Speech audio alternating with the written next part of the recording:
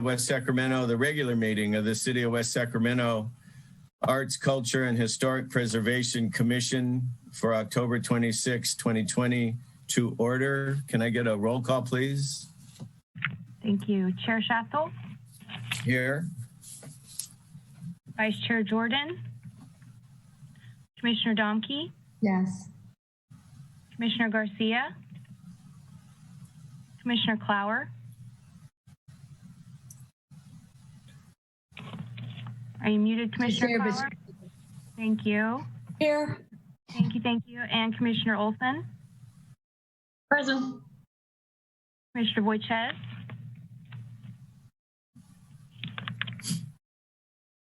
I see Commissioner Voiches. I haven't heard him yet today. Yeah, I see his name. Present, sorry. Technical difficulty. Hello, everybody. Hi, thank you so much. We do have a quorum. Thank you. Thank you. Pursuant to the Governor's Executive Order N-29-20, members of the West Sacramento Arts, Culture, and Historic Preservation Commission and staff will participate in this meeting via teleconference. To reduce the spread of COVID-19, members of the public are asked to watch the meeting telecast on Wave Cable Channel 20 and to have submitted comments in writing by 5 p.m. on October 26th, 2020. So with that, we could go to General Administration Function Part 1, Item 1A, presentations by the public on matters not on the agenda within the jurisdiction of the Commission. Are there any comments? We have not received any public comments. Thank you. Then item 1B, Commissioner Communications.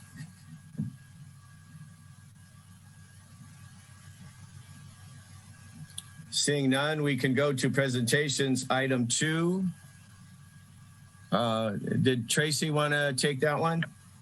She's actually presenting or introducing item number 4. You can introduce item number 2. Thank you. Okay, so item 2 is presentation by the Washington Unified School District on their visual and performing arts program for kinder to 8th grade.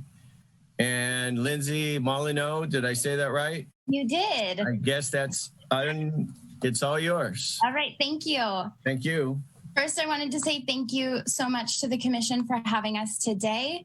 I have a few of my colleagues on the call with me, and I'm excited to introduce them when their part comes. And then I will be presenting mostly the rest of it for my colleagues who couldn't show up today. So first, I wanted to let you know our K-8 program currently is 10 teachers at 7 sites. We have 3 middle school band directors, each with 2 K-8 schools, 3 elementary music teachers. One of those music teachers at the elementary level also teaches middle school band. We have 2 elementary theater teachers. Both of us teach 6-8 sections of homeroom and study hall right now during virtual teaching, but we'll turn those into 6-8 theater classes coming up. And then 2 elementary and art teachers who teach elementary and middle school. First, we'll start with Bridgeway Island and Stonegate Band Program that is directed by Dolores Henson, who could not be here today. Her goal is to have her students learn about music and its impact on performers and audiences alike. And she sent in several pictures for us to enjoy. On the left-hand side there, an instrument selection night, which is always a fun process. And then our 6-8 middle school students have various opportunities to perform with the band. At the top there, Picnic Day Spring Concert at Bridgeway Island. And then on the bottom there, another concert that they did where sometimes they also get to come together, which is an exciting time. Our 6-8 band teachers are really great about bringing opportunities for these kids to perform outside of our school district as well. So on the left-hand side, they performed the national anthem at the Kings game last year. On the right-hand side, our all district bands come together, 5th through 8th graders alike, and they come together to perform the national anthem at the River Cats game. And then she also brings in guests to help with performance preparation and to give notes. Lastly, just some more pictures of performances on the left-hand side performing for our Board of Education. On the left-hand side there, again, an all-district come together, this time 5th through 12th grade bands performing at a River City High School football game, and some awards that they were given. Next, we'll move on to Grace Chamberlain, who directs the Southport and Westmore Oaks band programs. Last year, she was able to get them at 2 parades, and I have some videos here for you to enjoy, little snippets of their performances. First, at the St. Patrick's Day Parade in Old Sacramento.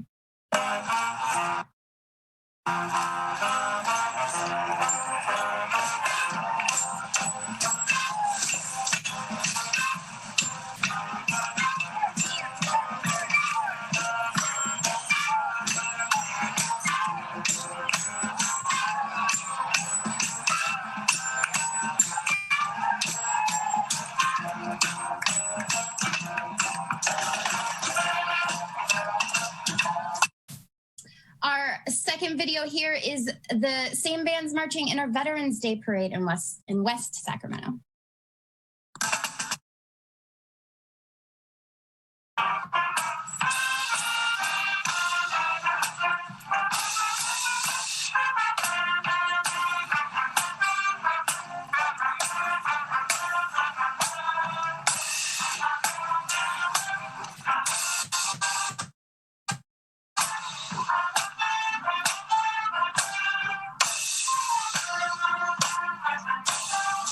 Just a little snippet there. Also, she has pictures from the Southport Westmore Oaks bands performing with the River City High School Regiment. Every year they go to at least one football game. And here, I love seeing their smiling faces in all of these pictures. And then one really amazing thing is the Capital Section Junior High Honor Band. Every year, the Southport and Westmore Oaks band students audition for the Capital Section Junior High Honor Band, which is an elite ensemble that brings together the best middle school band students throughout 6 counties. In these pictures are some of our students who have not only auditioned, but also who have gotten into the honor band.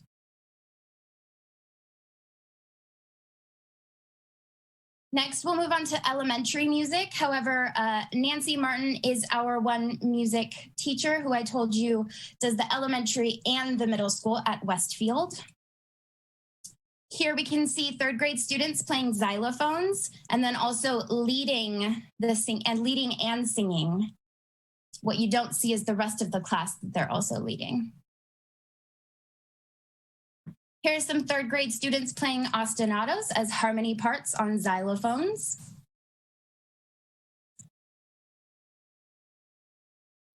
And then Westfield did an amazing job and doubled the size of their 6/8 band in last school year with Washington Unified provided instruments. And here's a picture of them. We're moving on. Scott Cleverdon is one of our elementary music teachers. He was just added to our team this year. He currently teaches at Bridgeway Island. He teaches grades 1st through 4th and then the SDC classes there. He wanted us to know that students are learning the beat and rhythm with the music show, which is an adorable video series starring Luigi's baton and Mike the microphone. Students are also learning from singing games like the Penny Song and Someone's Wearing from the ETM program. We're moving on to Genevieve Rigsby, who is our 3rd and final elementary music teacher. She teaches at Westmore Oaks, grades 1st through 5th, and the SDC classes there. She also teaches Bridgeway Island's 5th grade. Bridgeway Island is such a big school that it takes more than one teacher to cover all of the classes. And Genevieve put together an adorable video for us to enjoy, which I will play for you now.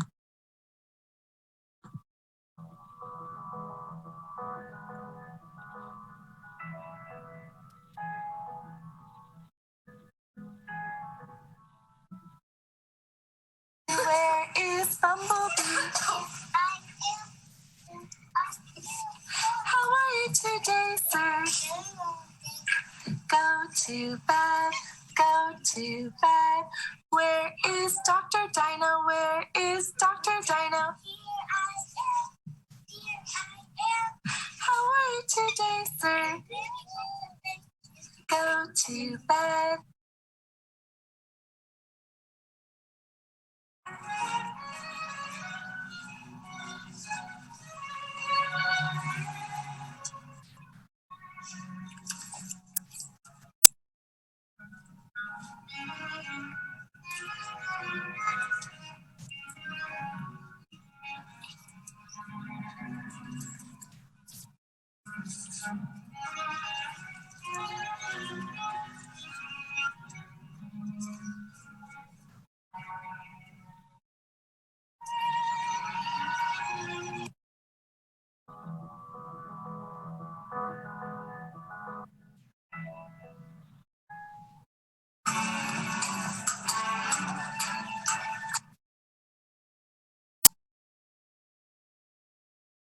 Section stand still, side to side.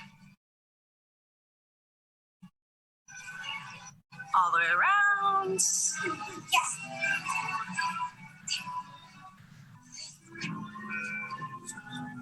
Back to A.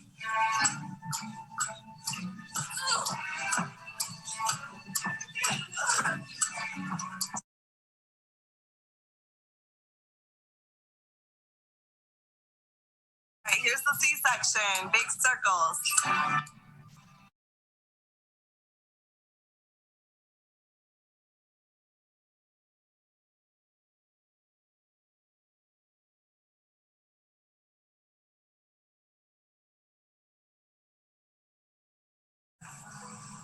I know there's only one other option, so you probably think about it as a step higher. If it's a step higher than so, show me the hand side coordination. Good. If you were showing you while you're correct, I need to write cursive L's so they don't look like toss. Most of you already figured out the hand side. I think of it like if you're holding a baseball upside down. That's long. Show me with your other hand. Show me with both hands. Good. Repeat after me. Good.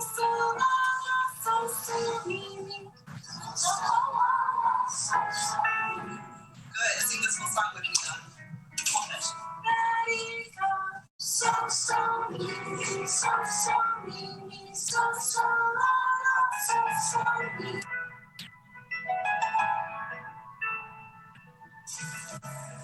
Top team, top team, top team, top team.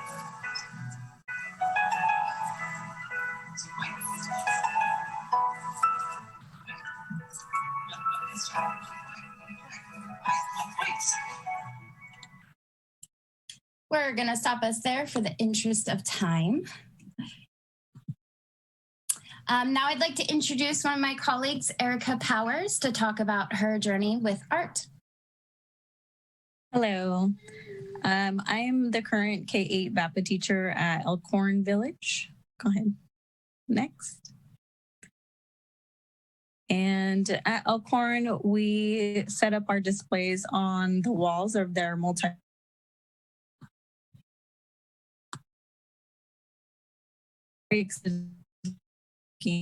at our art, and then our 5th grade students and some of our avid students help set up the artwork. They're always so excited. Some of them even dance their way through the art displays, as you can see in the top picture, with the little ones just making their way through. And then a lot of the students will adapt to our environment. Before this year, our previous years, we've always been rotated from school to school. So the kiddos will help out in making sure that our teachers are ready to move on to the next one, to the next location. And then our kiddos here are working on some of their art paintings in 3rd grade. Thank you. Next. This is Westmore Oaks. The last school, I'm sorry, was at Elkhorn Village. So when we rotate, we start off at a particular school. So my current site is Elkhorn, and this site is Westmore Oaks. So here are some of our dragons. Some of my favorite pictures from there. Thank you. This one on next. These kiddos just set up their displays in the gymnasiums, and they end up with a whole gymnasium full of art. So they learn about how to set up an art gallery. And some of them, it's even their first experience as to what an art gallery might be like. And then we also work with our SDC students, K2 and our 3rd through 5th, but here's this small glimpse into our K2 artists' work. Thank you. Our next site is the Stonegate Lions, which is where Miss Molyneux is currently located. And here are some of our artists from 1st grade and 3rd grade, learning about color wheels and our mirror imaging techniques. Thank you. And then all of our kiddos learn how to set up their art stations and materials. I try to make sure that they understand how to take care of their materials for whenever they have anything at home. They know how to properly maintain whatever they own, and then they can continue to foster that artistic talent at home and at school. Thank you. And then, of course, we wonder what happens to VAPA during a pandemic, right? We too move forward. Parents are still really proud to share all the wonderful artwork that their kiddos are creating at home. Here is one of our favorite students. He's so happy. He's always so excited to share his artwork. This is Damian Hernandez, and then showing us what virtual learning is like at home, and then some of his art that he created on his own. Thank you. And then here's what our current art displays are looking like. Due to the pandemic, we obviously don't have gymnasiums and walls full of art, but we find other more creative ways to display their artwork so that they're able to show what it is they're creating while we are in VAPA as well. Thank you. Now I'd like to introduce Ms. Nakiba Gregory to talk about her journey with art. Hello, my name is Nakiba Gregory. I love being an art teacher and working with the students in Washington Unified. Next. Students at any age can learn about valuable observation lessons and apply it to their lives immediately. We like to learn how to really see and how to draw what we see. We also like to learn about the elements and the principles of design while we're learning about famous artists. We study a variety of artists and the art techniques while we're also discovering about parodies and how to interact with art in creative ways. Every year, the students participate in community events where students succeed in local, state, and national competitions. And we usually have winners that show at the Crocker Art Museum and many other locations. I like to celebrate the different cultures that are reflected in the classroom. And we use that a way about learning about each other and also about embracing and celebrating our own cultures. And then we have our art displays, and we show our favorite projects and celebrate our successes. And in the virtual world, without worrying about time or space, we can do 3D projects. Virtual learning definitely has its benefits. Here we're imitating our current life, making COVID-19 piñatas. We're also making masks and bowls at home, which is really nice because normally we don't have room to keep those supplies there. And then we learn about all different other types of art and are still being able to do our art and being able to share with each other and learn from each other as we are expressing our art and sharing it online. And we've learned to adapt. As you can see that this is on binder paper. So students that had not picked up their supplies yet or didn't have access to supplies, we used binder paper, we made glue and paint with things that we had at home. And one thing that the kids have, whether they're at home or at school, is that they love the VAPA program, whether it's music or art or theater. Thank you.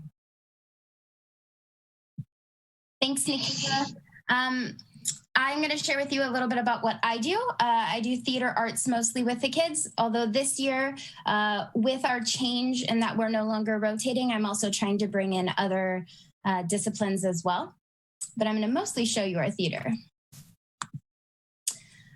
I love doing group work when we're in the classroom. This is 4th and 5th grades at Riverbank doing situational tableau. A tableau is a silent frozen picture. And so I give them a situation like watching a scary movie, taking a hard math test, falling out of a boat, and having a funeral for a goldfish. And they run with it. I also, again, love giving them group work. And so we act out poems a lot. This is The Adventures of Isabel by Ogden Nash. I'm going to play for you just a little bit of 5th grade class at Westmore Oaks. I'm going to play just the first half of it. The sound quality is a little bit low, but you can see that they are using their space. They're using props. They're helping each other. And it's really exciting to see.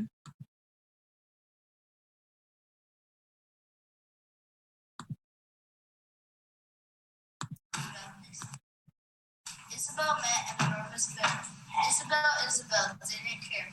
The bear was hungry, the bear was ravenous. The bear's big mouth was cruel and cavernous. The bear said, Isabel, glad to meet you. How do Isabel now eat you? Isabel, didn't worry. Isabel didn't scream or scream. She washed her hands and straightened her hair up. Then Isabel quietly ate the bear up.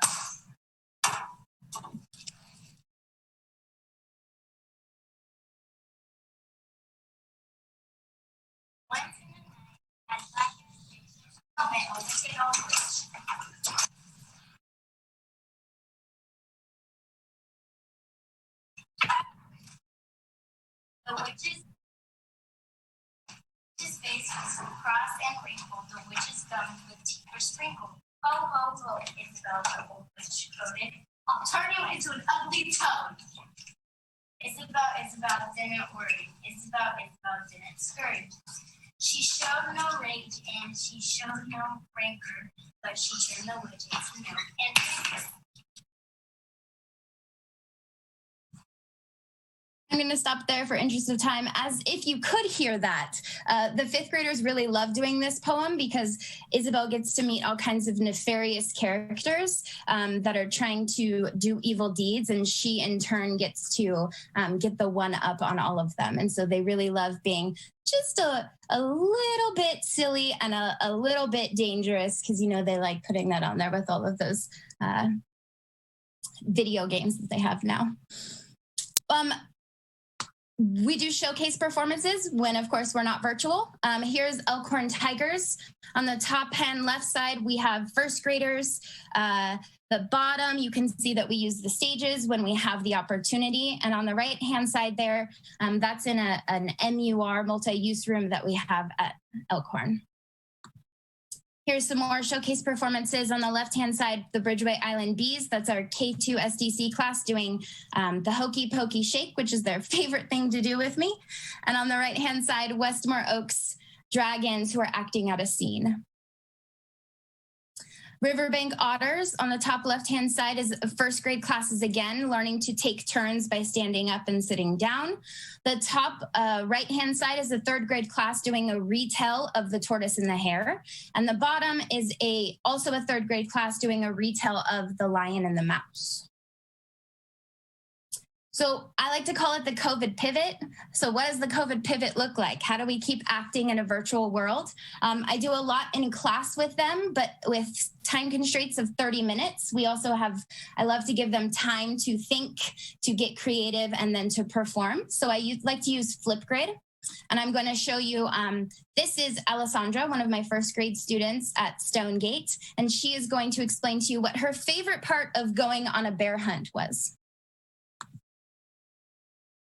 Hey everybody, this is Alessandra, and the snowstorm is my favorite part of bear hunt because the movement that you do is really fun and you can do it as fast as you want. And that is all. Bye. And last but not least, I'm going to show you a 5th grade student. This is another poem, A Battle in the Sky by Shel Silverstein. This is Addison, and she is going to act out the first half of the poem for you. The only stipulation I gave the students was that there must be a narrator, somebody saying the poem, and they had free reign to act it out however they wanted. And I hope you enjoy this one. A Battle in the Sky by Shel Silverstein. Acted and narrated by Addison Flynn. Enjoy! It wasn't quite day, but it wasn't quite night, because the sun and moon were both in sight. A situation quite all right with everyone else but them.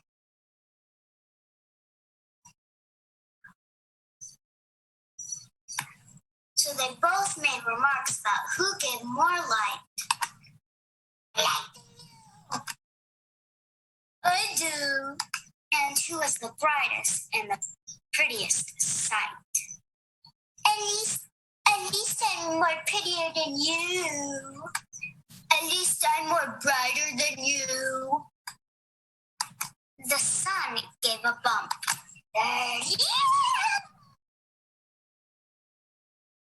And the moon gave a bite. And the terrible sky fight began. And that is all we have for you. Thank you so much for your time and for watching our presentation. And if you have any questions, we're open.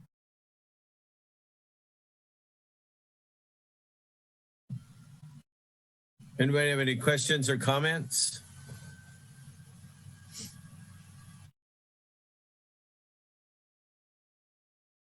Well, I'd like to thank Lindsay for being the point person on putting that all together and working with our whole K-8 VAPA team. And thank you, Erica and Nakiba, for being here tonight so you could join in and show us those parts. So thanks to all the VAPA teachers, but Lindsay being the glue person, definitely thank you for being able to get this presentation here.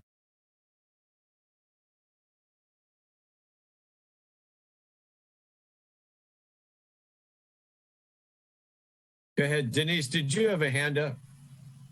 Oh, that was my clever applause, comment, emotion. But you know, that was really wonderful and encouraging, and made me smile on a Monday. So thank you for all that. Yeah, right. Thank you for all the effort to put that together and to coordinate all that technology. It's amazing to me that last little flip thing. Flipgrid, yeah. Flipgrid is amazing, actually. It's very easy for students to use. And as you can see with what Addison did in the end, you can stop it, you can pause it. They can also edit their videos at the end if they get with that.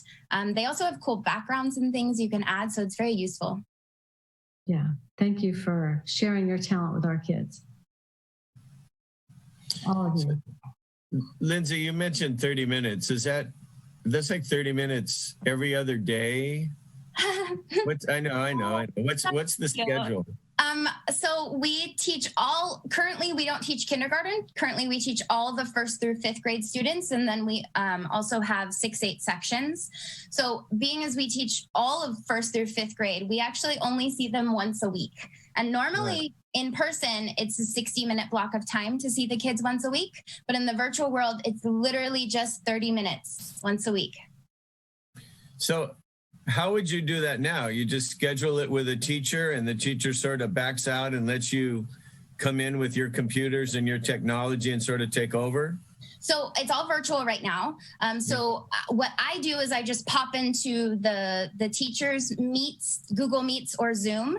Some of us also have our own meet set up so the kids come to their Zoom. But I definitely go to the teachers' classes and then they make me host and leave, or they just turn their camera off and mute and they stick around.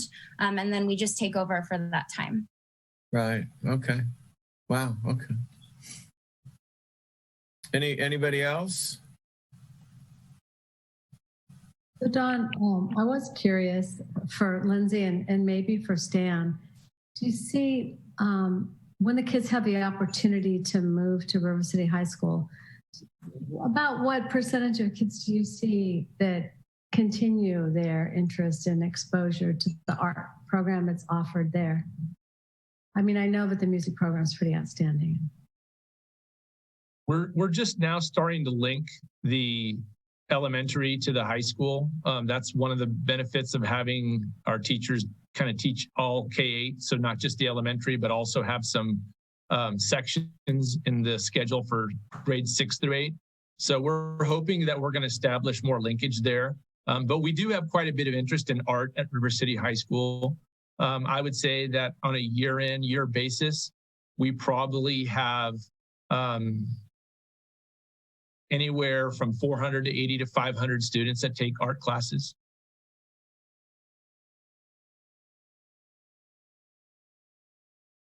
It's a great program. I really enjoyed the presentation, and all of the kids, and even the guys seem to enjoy. You know, you didn't see them in the back of the room. You know, they seemed, in what you showed, they were involved. They were there. You know, they weren't just kind of standing there going, "Oh wow, I gotta do it." They really seemed like they were into it. I was very impressed. It was great. It was delightful, absolutely delightful. Okay. Thanks, everybody. Nice to see you. Well, thank you for having us. Oh, we'll do it again. We'll do it again. Right. We'll be back. Good. Thank you. Good night, everyone. See you later.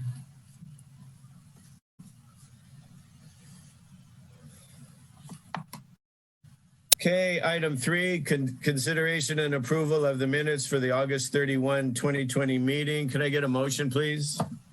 Move to approve. Thank you. Second? I'll second. I'll do it. Okay. Okay, got it. Thank you. All in favor? Aye. Aye. Aye. Thank you. And just to be clear, that was a motion by Commissioner Domke and seconded by Commissioner Olson. Is that correct? Yes. Thank you. I'll go through the roll call vote here. Oh, sorry. No problem. And Commissioner Clower? Aye. Commissioner Voiches?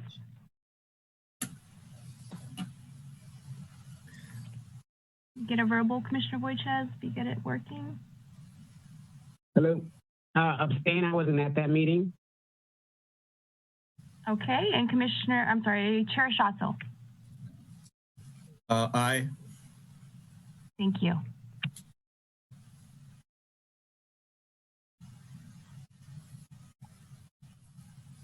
Okay, regular agenda. We ready to move there? Item 4. I believe Tracy was introducing item number 4 today. Right, that's the one. Hi, Tracy. Hi, thank you. Good evening, Chair Schatzel, members of the Commission, Tracy Michael, Parks and Recreation Director. And I wanted to introduce this item before turning it over to Connie, who will walk through the 2020 draft public art inventory update. First, I wanted to thank you for your patience, as I know you've been looking forward to receiving this update for some time. Second, I wanted to share that the information provided in this update this evening is really just the beginning. We still have work to do to fully capture project budgets, but attachment 3 of your agenda report begins to summarize the city's investment in public art over the past several years. A number of city staff have been involved in these public art projects over the years, so we do have joining us this evening Chris Sorosky, who is a senior project manager who's worked on a number of procurement and installation and even maintenance of public art projects, as well as Sam Cooney, our Parks Operations Superintendent, in case questions come up about that. I also wanted to let you know that in preparation for this meeting, we've revisited both the current public art strategy, which was adopted in 2003, as well as the recently adopted Washington Art Plan. And we have identified a number of items for future consideration in order to help us facilitate the ongoing management of the public art program. So thank you again. I would like to turn it over to Connie Leek now, who will walk you through the actual inventory update.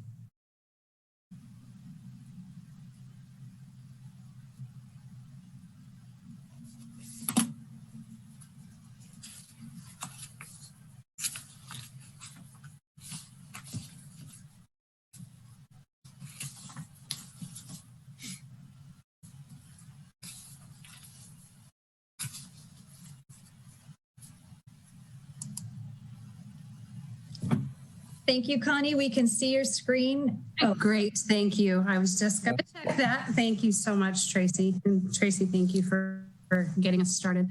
Okay, so you can see in front of you on the screen, this is our draft document, 2020 Public Art Inventory. And already the first page is super exciting. And we can see that West Sacramento has been very busy in the last several years, bringing some beautiful art to our city.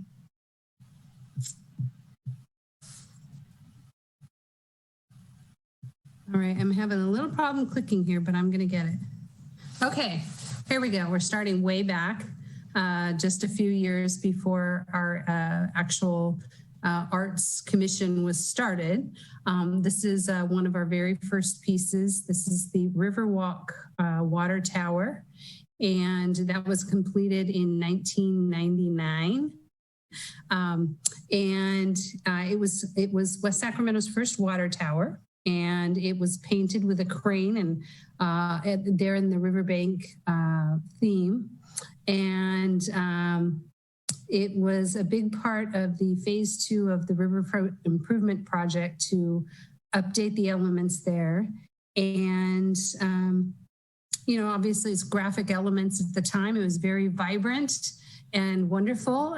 It's a little dated now and has been called out in the Washington art plan for update and renovation and movement. So that is the first piece in the inventory, the oldest. Here's the second oldest piece, again, very iconic. This is the Riverwalk Communication Tower. This communication tower is a part of Yolo County. And so here's the steel framed tower, and elements were added, decorative graphic elements. And again, they're sort of that river theme. They're made of painted steel and aluminum plate, and they were welded to it. And this has been photographed and photographed and photographed. So, and I think one of the commissioners has pointed out in the past that we tend to get a lot of, when we do ask for art submissions, we tend to get a lot of this theme over and over, because when you look West Sacramento up and do a little bit of research, these are very prominent pieces. I've gone the wrong way. Okay, Delta Gardens Performance Patio. This was completed in 2009 at Delta Gardens Park.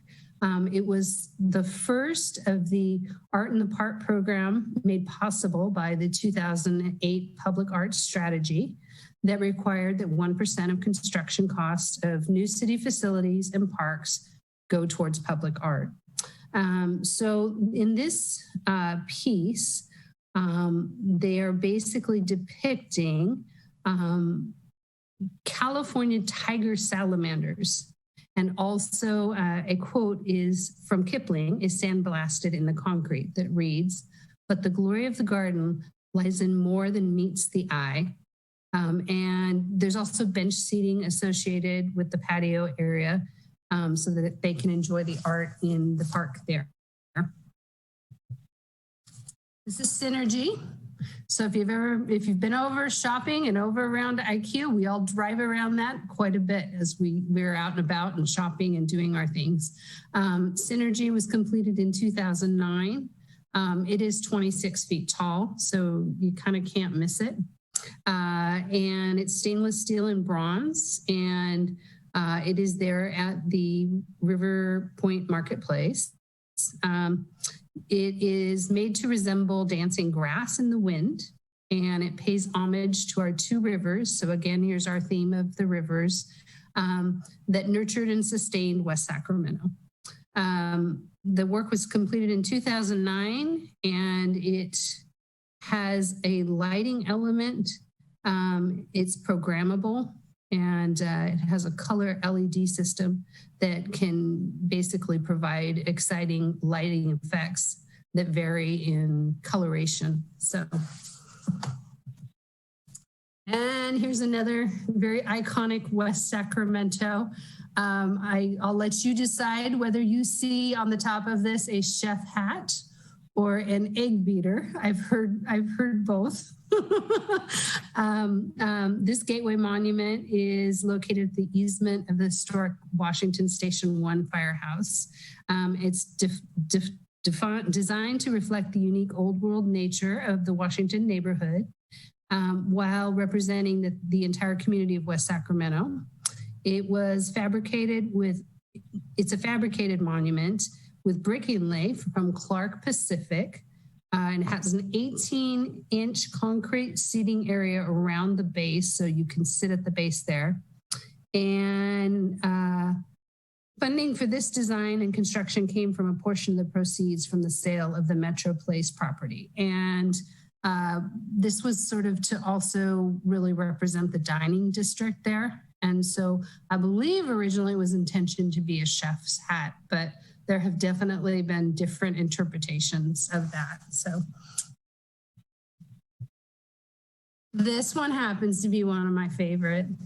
I get to see this when I'm at the community center, and I had the pleasure of when we were doing design for the community center, and it wasn't there, and then it got installed, and it was amazing, and it was an amazing process to watch.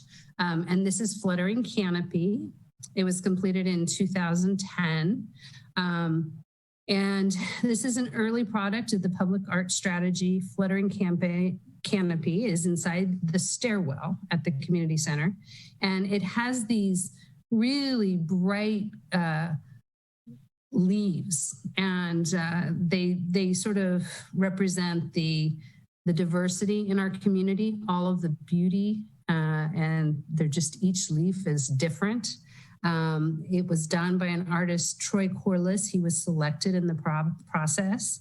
And it included, welding and painting and crafting of the petals from kiln fused sheet glass. And it has special lighting. So in the glass stairwell there, you can see the clouds at the top. In the evening, this piece is lit up. And if you're driving down West Capitol Avenue, you can see it at night and all of those colors. And it's just really beautiful. So this is one of my favorites. I'm a little biased. I like this one. I see these guys a lot too at City Hall and at the community center. And it's fun to watch people interact with these. You see everything from people posing for pictures with them to, just sort of coming out and checking them out. And you see a lot of people over there really close up with the baseball players. So the baseball players were installed there in the median across the street from City Hall in 2011. They are a 7 and 8 foot tall pair, bronze statues. They were originally commissioned as an effort to bring a regional stadium to the area. They were eventually donated to the Crocker Art Museum, and they were on display at Crocker Park, and they had been vandalized. So they were placed into storage after the vandalism, and the city redevelopment department initiated a loan of these pieces from the Crocker in return for restoration of these statues. So they have now been there for 9 years and become really a part of our West Sacramento community. And even when we do our holiday tree lighting, they're festive. They've got their Santa hats on. They get strung with lights, and they are a part of our community's holiday tree lighting celebration and festivities. This piece is called Benchmark. It is by Roger Berry, and it is located at Rotary Park on Jefferson Boulevard. And it is an 8 foot tall stainless steel sculpture by California artist Roger Berry. And it is the culmination of over a decade of work by the Rotary Club to beautify the small parcel of land that sits on the southwest corner of Jefferson and Michigan Boulevard. And Roger Berry, a Rotarian himself, donated his design and labor, while 2 local Rotary chapters provided $3,500 for materials and built this concrete base. The sculpture is surrounded by a foundation topped with rubber matting to make the area safe for children who are attracted to this shiny, beautiful sculpture, and they can climb on it if they like. It's got a nice, safe surface all around that. And this is just a really wonderful example of how, wow, what you can get out of, you know, community donation and involvement and just really dedicated people. So it's a really cool donated piece and amazing. Here's another really fun one. This is Elephant by Adam Bradley. And this is at Emil Whitey Boisclair Park, which is on Lake Washington Boulevard. And basically a large tree was one of several trees to be removed in 2010 to make room for Barge Canal District infrastructure. And members of the West Sacramento Conservancy had some issues with the tree removal, and the parties reached a resolution in which the city would honor the tree by reusing the materials in a manner that respected the size and the quality of this beautiful wood. And I mean, look at it. It turned out a gorgeous piece. And so basically this elephant was created, and artist Adam Bradley, he received one of the largest pieces of this wood, and he came up with this elephant from there. And it's a climbing structure, and it's actually okay to play on it. And it's a huge piece of wood. And I mean, it's just really cool to look at. And it's also just neat that I think when we were all growing up, we climbed trees, right? And here you're getting to climb a huge elephant that's a tree, and it's okay. Nobody's telling you to get off of it. So the next is Dango at Garden Park, and that was completed in 2013. And it's a hand-built ceramic form, and it has a diagonal wrapping around it, dango. And dango means dumpling or closed form in Japanese. It resembles a vase without an opening. And Jun Kanenko is the artist and uses a technique that involves masking tape and colored slips, and he uses those to cover the freestanding ceramic forms and create graphic motifs and markings. And there are drip patterns that combine with the underlying geometric to create a dynamic surface that can be seen at any angle while visiting the park. And you really can't miss this dango. This is one of two dangos. And we'll talk a little bit about the other dango that was installed later at another location very near here. This is another really neat donation. This is called a Life's Ride, and it was done by Terrence Martin.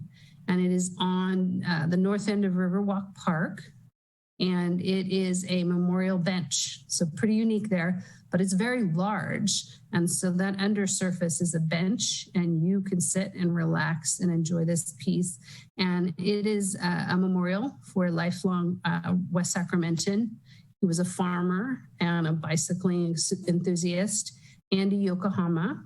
He was here in West Sacramento from 1951 to 2012. And it is made from reclaimed metal pieces and implements and tools from Yokohama's farm here in West Sacramento. So just another wonderful example of a donation and how dynamic a piece can be. This is Fighting for Community by Michael Clapper, and it sits at Joey Lopes Park at 840 Sycamore Ave, right there at Sycamore and West Capitol. It is a piece that shows former Olympic boxer and lifelong West Sacramento resident Joey Lopes. He is memorialized in this work as Fighting for Community. And it was dedicated in 2016. Laser cut steel sculpture, that's the medium. It slowly reveals a profile of the boxer himself, and you can see him there on the top. It has timeless form, rustic materials, and site-related symbolism, and it honors Lope's courage and compassion for his hometown pride and contributions to the community. And there are a lot of ties to boxing in our community and a lot of history and a lot of pride. So this was a really neat piece that was added to the public art inventory in 2016. This is the second Dango. So you can see geometric, different. This one is near the barn at the riverfront, and it was installed in 2017. And basically, again, this is the dango, which is a dumpling or a closed form in Japanese. It's an oval plate that serves as a canvas for an arrangement of straight, curving, and spiraling lines, creating an interplay of abstract imagery on a three-dimensional surface.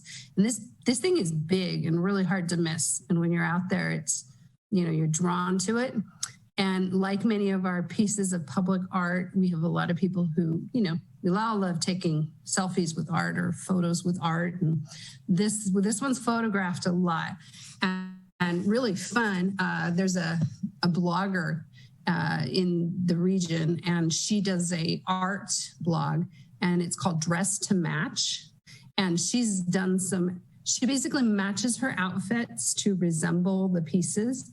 And she's done photos with this piece. There's another piece with Subtile, which we'll talk about in just a moment. And, she's wearing a sparkling dress standing in front of Subtile. So this piece is really hard to miss and a great addition out there. Here we are to Subtile. That brings us to that. It was completed in 2018. And it's 40 foot long and 16 foot tall.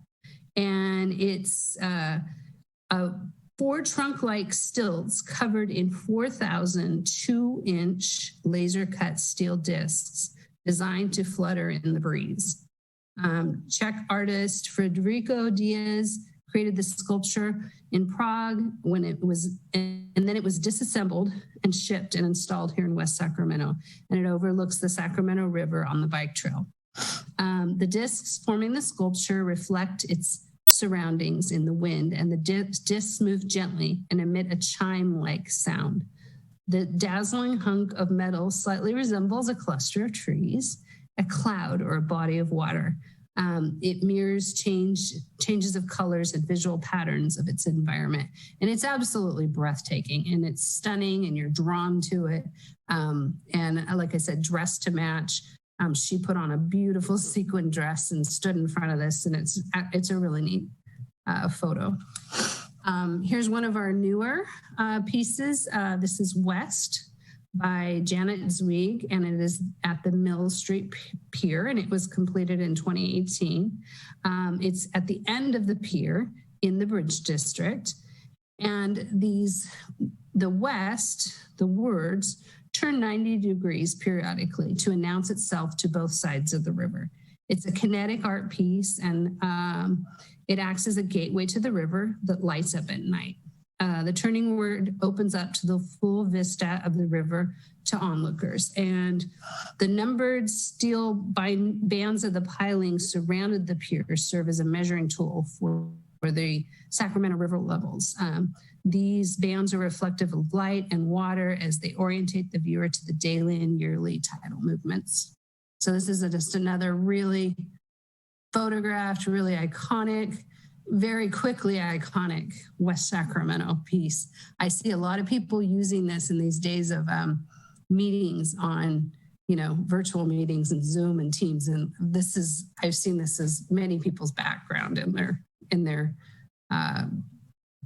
meetings. The River is a poetry walk, and the author was Jeff Knorr, and so he wrote the poem, and the graphic artist was Hans Benowitz. It is at E Street between 5th and 3rd Street, and it was completed in 2019. And basically, it is a portion of a poem by City College English professor and former Sacramento Poet Laureate Jeff Knorr, and it's embedded in the sidewalk along 2 blocks on E Street. And Noor's poem, The River, pays homage to the Sacramento River. And then you can see there, the moon begins to climb the pathways of the night. And then, you see also the inlay of the leaves. And you walk along and it leads you toward the river. And it's just a beautiful use of the poem, but also the graphic element and seeing it.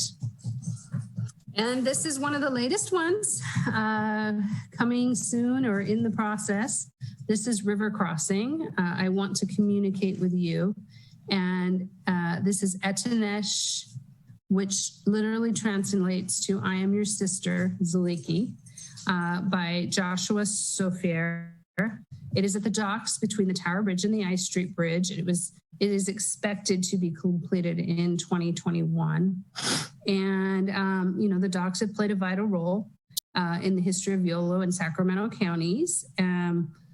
And they were points of entry where people and goods arrived. And during the California Gold Rush, the docks were located in the last navigatable stretch of the Sacramento. And the River Crossing Project by British artist Joshua Sofier asked residents to nominate people they would like to have commemorated. Between Sacramento and West Sacramento, over 650 nominations were received about people that they wish to be commemorated.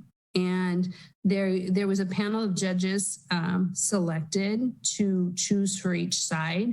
And on the West Sacramento side, we had commissioners from this commission involved in the process. And the names that were chosen on the Sacramento side, it was Isabel S. Naranjo. And for the name on the West Sac side, it was Etinesh Zaliki. And her name translates, as I said, to You Are My Sister. She was an immigrant from Ethiopia, and she was nominated by her granddaughter, who described her as being a stream of hope. There we go, a stream, back to water in our community, with references to creating a community in West Sacramento near the river. The final part of the art project, glowing light boxes spelling the names of Naranjo and Zaliki in colorful maritime signals at their respective locations along the Sacramento River. So those are, you can see the scale there and you can see the people, and those light boxes are maritime symbols that spell out, in our case, Etinesh Zaliki. So this is our newest coming piece. And with that, I will stop sharing. And I think at this point, we would like to get any input from the commission about this draft of the update, and turn it over and kind of give you a chance to share what you would like.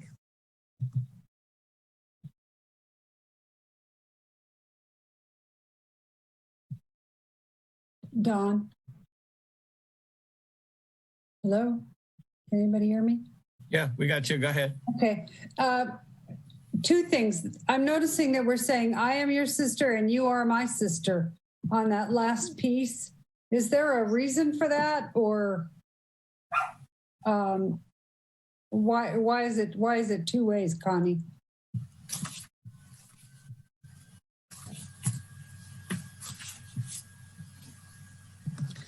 I'm trying to look to what you're referencing, Gail, and I will. Well, right on the explanation, the yellow band or dark yellow band on the thing. It says, sorry, I am your sister. Yes. But I remembered that in the selection stuff that we did, it was You Are My Sister. So I went and read back through, and down in the lower explanation under the yellow bar, it says You Are My Sister. That is why this is a draft document, and you have been with the Arts Commission since the beginning. I love you pointing that out and helping us update that in our draft. Okay. I wondered if there was a reason, or they both meant the same thing, or what? You know, I will double check that. I will try to find out with. Okay. We got this, but and get that confirmed up so they're consistent, both of them. Thank you. Okay, and also there are 3 pieces at the library. Are those not on our inventory because they are at the library, which they were not funded by the city, and we don't maintain them or have a responsibility to maintain them.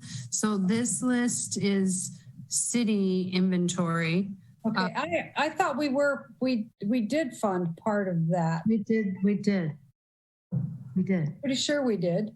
Yeah, I was going to say the same thing. Yeah. Okay. There's the apple tree, the stack of books, and that light box on the old help me, Denise. Yeah. So it's Betty Sokolich, right? Did that piece of stained glass, and it was originally in the old Arthur Turner Library. Right. And right. So they brought that out and created a light box for it, and I know we paid for that. Yeah, we did. We had to. All right. Well, more research I need to do, and again, thank you, commissioners, with this history. Then I need to look back and the pieces. Okay, so we're talking about the books. Yeah. So, yeah. The background on, in fact, I mean, this commission was was the selection group for the art in the Independent Library, and the stack of books in the front is a piece by a really renowned public art specialist and a West Sac resident, Joe Bellicera. And so he did the books, and then the reading tree, the giving tree, I don't remember. It's the apple tree. Apple tree. And then, but that light box, she was and Dawn, help us out here. She was a pioneering artist and member of the Art Guild, Betty Sokolich. Yes. Was for a very long time, probably the prominent artist in West Sacramento. So it was a really big deal to get to repurpose that and to have it in this new library. The other piece is in Ironworks, there is another piece of Roger Berry's work. Right. I mean, because in reality, we didn't pay for a number of those pieces. The Riverwalk was part of that development. The Dangos were both donated by Fulcrum. Yeah, and didn't the shopping center pretty much pay for the... River Point did, yeah. We just got to pick it, but yeah, they paid for it and they installed it and they maintain it, I believe. So it's kind of a gray area about who paid and who does what. But I'm finding that as I ask questions, and I've been trying to search. And Connie, I owe you an apology and some feedback on this list because you asked me about it and I just didn't have. Yeah, I figured you're very, very busy. On my list. I've been feeling like I was bugging you. Not at all. Yeah, Ironworks, I was told it was the HOA responsibility, that basically the way the CC&R was done, that it falls with them. But you're right, it's a gray area. And if we were involved in picking the art, then... I think I'm sorry, Connie, but, for interrupting you. I shouldn't. So go ahead, and then I'll speak. Yeah, I think at this point we were really, the approach, at least that I had understood, was that I was trying to put together those that we had a responsibility to maintain going forward. But it sounds like, there's a gray area where maybe we're not maintaining, but we want to add those to the inventory as well. And maybe we note that or responsibility. You know, and there might even be a section, you know, because it is public art and that it is open and available to the public to see and enjoy, you know, and we all weighed in on it as a, you know, as a the Dangos, the Roger Berry piece in the in Ironworks, and you know, maybe they, because this is a resource for people to, you know, download this resource that you're doing such a good job of developing, and then maybe get on a bike and wander around, right, and see it all. It's significant work, you know. It should. I would lobby that it be included, maybe just in a different section.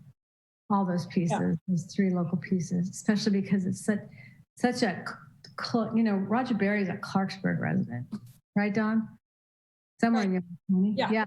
And so, and then Joe Bellasera lives down Jefferson, and we have a number of really talented artists here, and then the history behind Betty Soklich is significant. And so, Gail, do you want to tell her the secret about the top of the monument in the Washington district, or should we just let it go that it's supposed to be a chef's hat? It's a flame. It's a flame. Is it a flame? It's a flame. Doesn't have anything to do with restaurants. But we just kind of invented that when the restaurants started, because no kidding, when it was unveiled, okay, this is all, when it was unveiled, it was like, what the heck is that? It was 26 feet up in the air. So we just let it go. And then the district developed around it. So we can roll with that, but you know, if it comes up in a trivia game.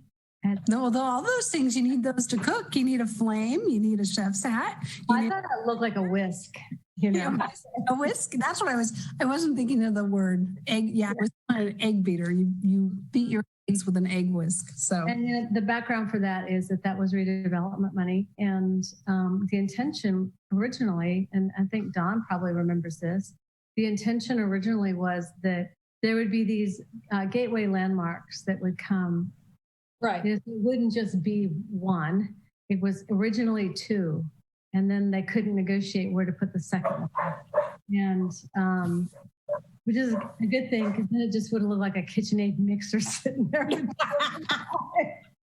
But, and then, you know, one coming off 80 on Harbor near the port, and one down by Southport. And the intention was that it would mark the entrances to the city. It was a really good idea that we got one of, so. Well, thank you for the additions and the corrections, and I will be working on getting more information and getting those added into this draft document that I'm sure we will bring back and run past the commissioners again. So thank you, and I will be bugging you more. So because I know you did a lot of work on this stuff in your wonderful 2018 WESAC Works. You did a wonderful pedestrian art portion of that magazine. And then I did want to share also that there is our public information office. They do have a GIS art map of all kinds of stuff. So even, you know, private businesses, restaurants, murals at restaurants, things like that. So I will try in a moment to put that in the chat, the link for that. So that's another resource, so that while maybe those aren't all things that are the city of West Sacramento, the actual city, our organization, but they are amazing art out there in our community that people can access and follow and go out and actually follow the map. And so both the Chamber WESAC Works art edition that was done in 2018, I'll link that, and I will link the GIS link for the art in the city. Makes it fun, you know, get out on your bike and go out and follow the GIS map.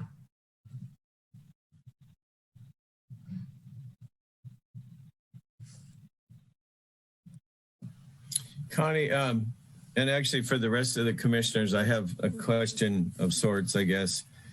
Kathleen O'Leary, when she was a city employee, was really the engine behind the benchmark project.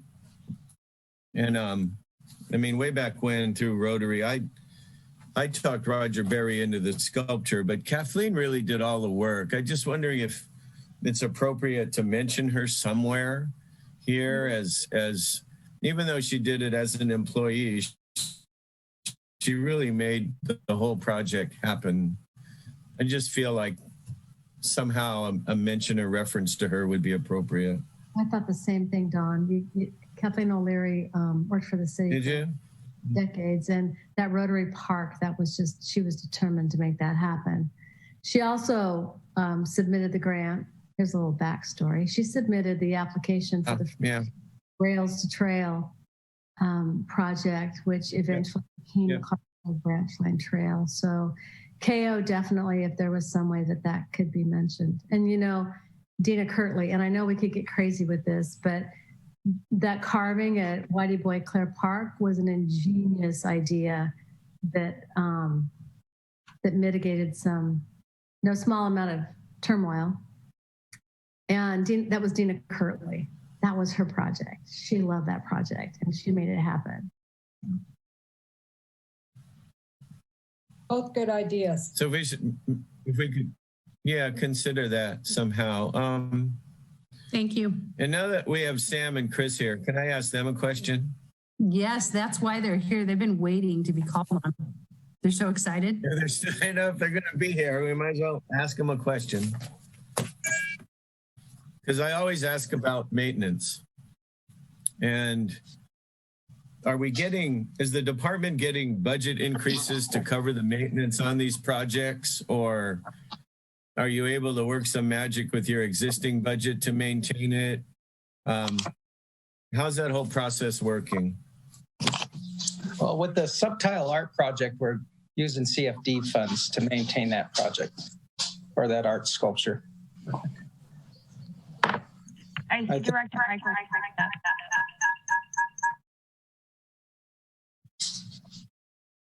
Then I can answer as far as the art pieces that are being maintained, the rest of the art pieces citywide,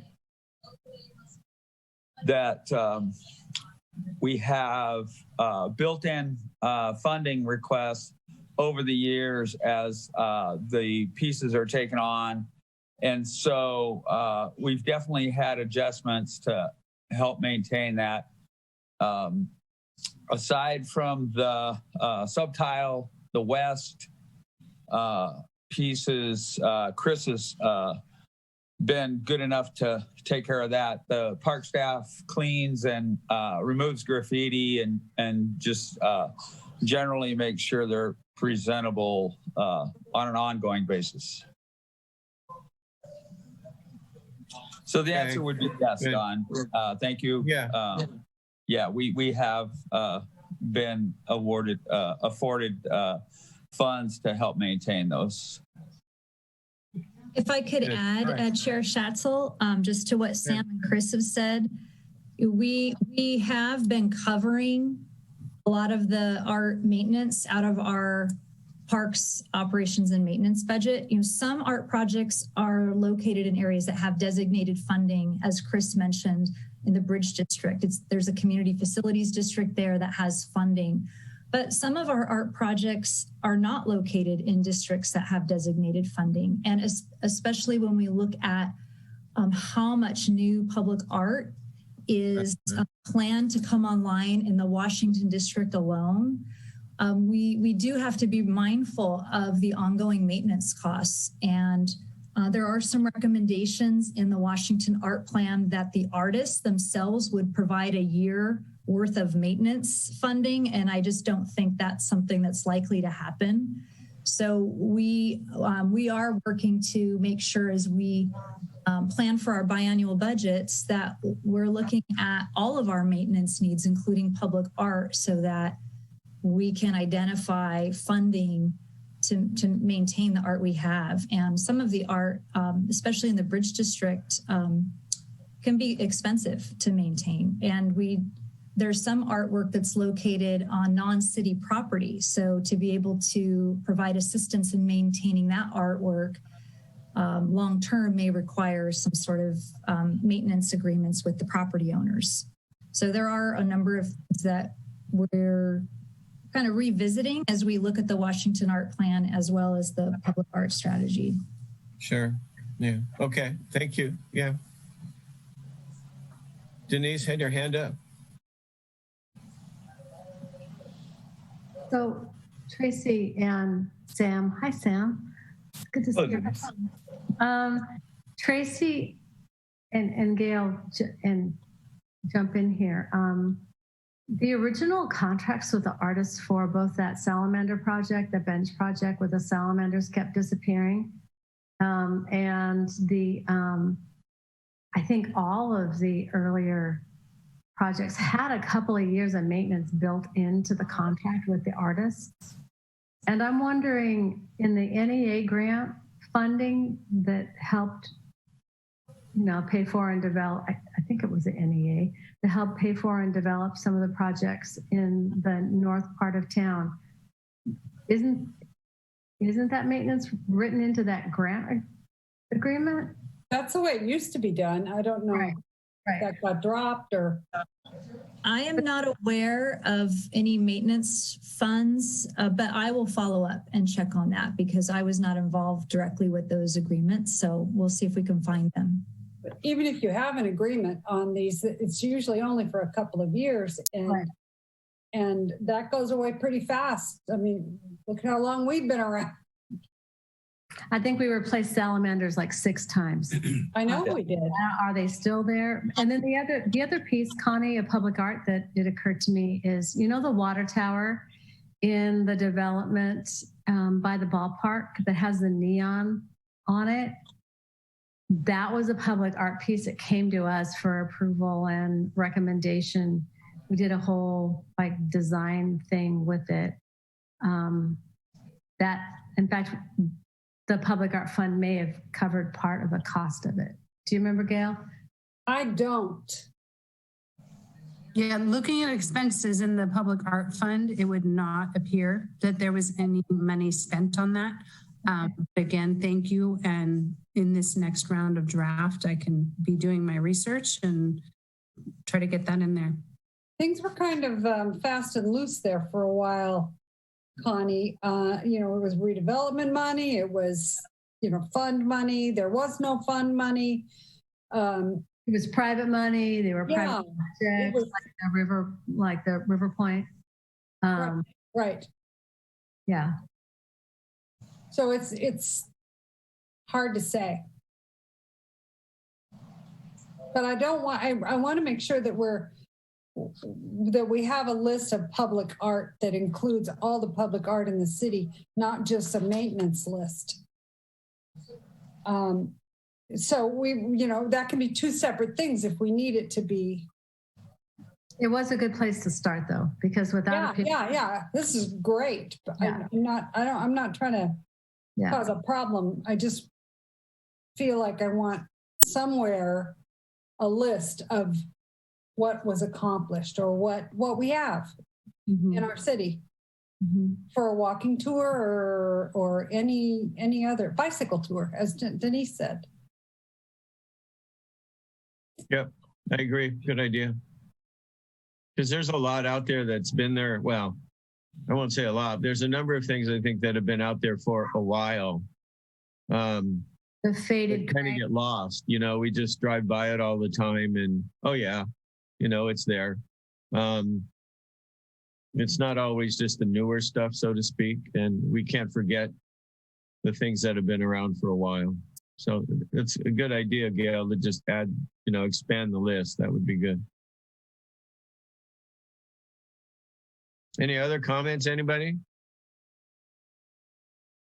I just agree. I think getting all the art, more art, the better for folks to explore. Yeah, good. All right. I like your background, Commissioner Olson. I know, that's the best. That's the best. I tried to make it appropriate. Yes.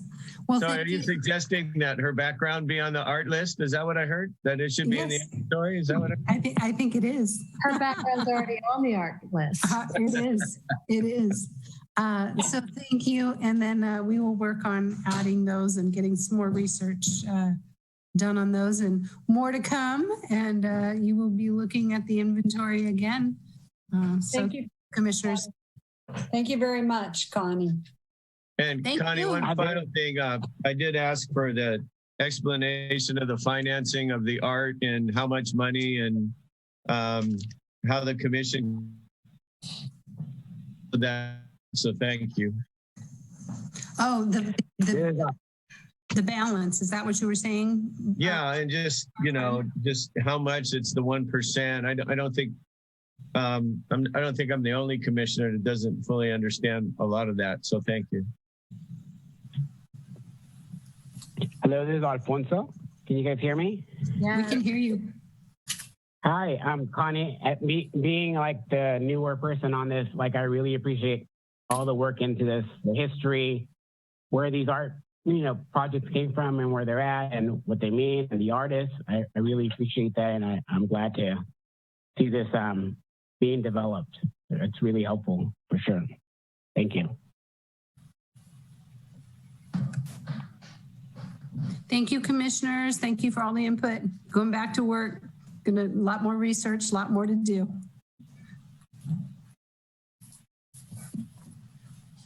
Okay, so I guess we're moving on to general administration. Number 5, director's report. Tracy, back to you. Thank you. Just a few updates. I've included a calendar of events in your packet. I did want to highlight, there's a number of things going on this week, but our new Safe Trick or Treat Street event, which is a reformatted event due to COVID, is this Saturday from 2 to 4 p.m. Our registration is full for this event. We have 160 vehicles that are registered to participate. We are excited to try this new drive-through format that has the help of several sponsors and partners in the community, including the Rotary Club and local businesses and a variety of city departments. So police and fire and public works are all going to have really fun stations, as well as Parks and Rec. And we're excited that the school district and River City High School are also partnering. And that location is a voting assistance center as well. So the families that come on Halloween also have an opportunity to drop off their ballots. I wanted to report that on October 14th, we went to City Council with a couple of items. The first was our Prop 68 statewide park development program grant applications. We requested authorization to resubmit 2 applications, 2 of the 3 that we originally submitted.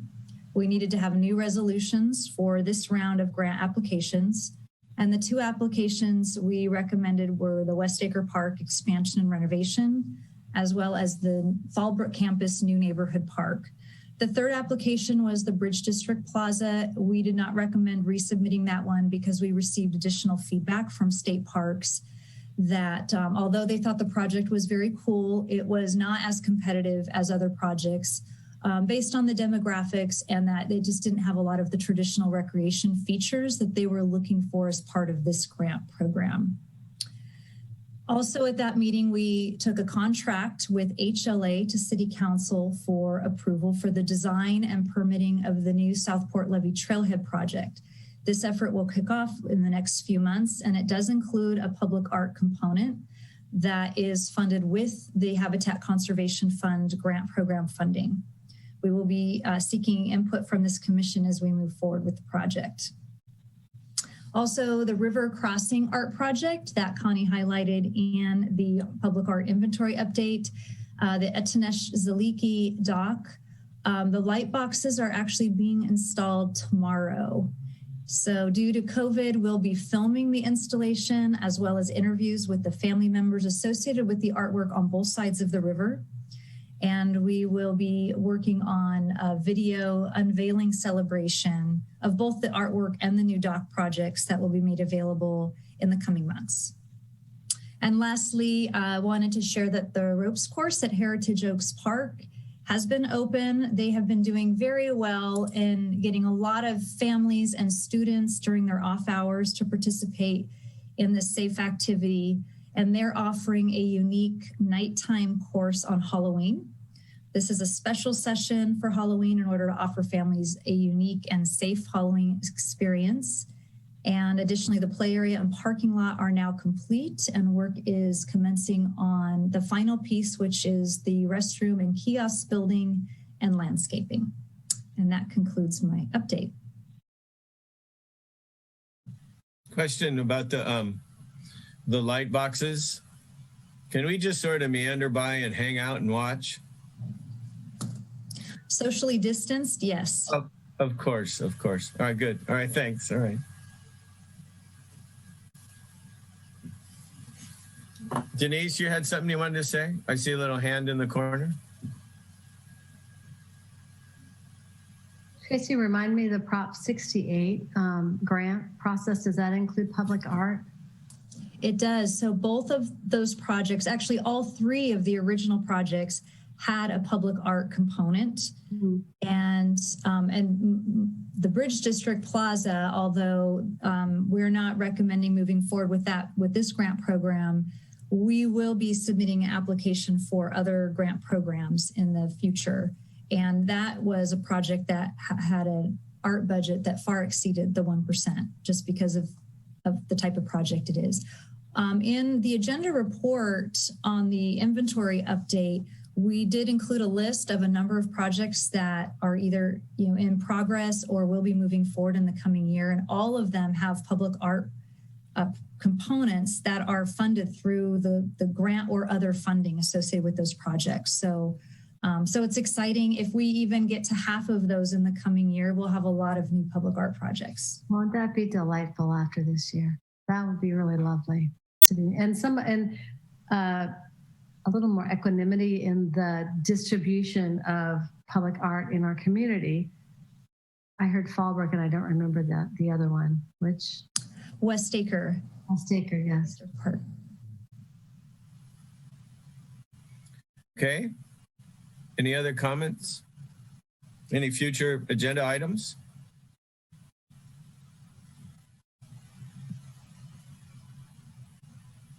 Okay. So I guess it's time for a motion to adjourn.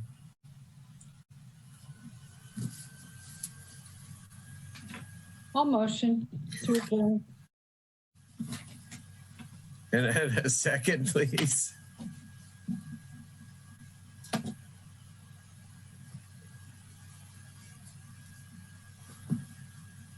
I second.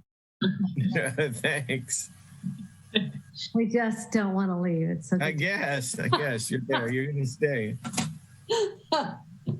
So do we need a roll call, or we get just to vote? I will do the roll call vote. Thank you very much. That was motioned by Commissioner Clower and seconded by Commissioner Voiches. And if I could get your vote, Commissioner Domke. Aye. And Commissioner Olson. Aye. And Chair Schatzel. Aye. Thank you. When is our next meeting? 2 months. December. I saw it. December 21st. 21st. Close to Christmas. Do we care?